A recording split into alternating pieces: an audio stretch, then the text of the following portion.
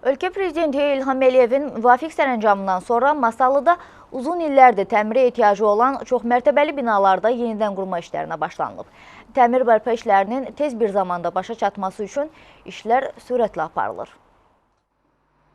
Masallıda ötən əsrin 80-90-cı illərində inşa edilən binalarda bu günə kimi əsaslı təmir işləri aparılmayıb. Uzun illər təmirsiz qalan binaların fasadında çatlar yaranıb, dam örtükləri sıradan çıxmışdı. Nəticədə payız-qış fəslində sakinlər bir sıra çətinliklərlə üzləşirdi. Yağış suları binaların damından evlərə axırdı. Ölkə başçısı İlham Əliyevin Masallıda abadlıq quruculuq işlərinin davam etdirilməsi, habelə şəhərin mənzil fonduna daxil olan 26 çox mənzilli binanın əsaslı təmiri məqsədi ilə imzaladığı sərəncamdan sonra artıq bir neçə gündür ki, sadalanan problemlərin aradan qaldırılması məqsədi ilə binalarda təmir bərpa işləri həyata keçirilir.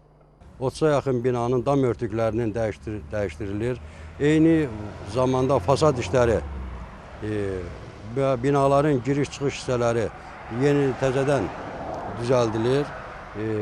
Binaların həyətində səliqə-sahman, park və xiyabanlarda səliqə-sahman işləri görülür. Görülən işlərdən əlavə binaların həyətyanı sahəsində sakinlərin istirahətini təmin etmək üçün yeni parkın salınması da nəzərdə tutulub. Təmir bərpa işlərinin qısa zamanda başa çatması və bina sakinlərinin tez bir zamanda evlərinə köçürülməsi üçün işlər fasiləsiz davam etdirilir. Məhəmməd Rzayev, Şən Feyzullayev, Zahid Aydınoğlu, Masallı.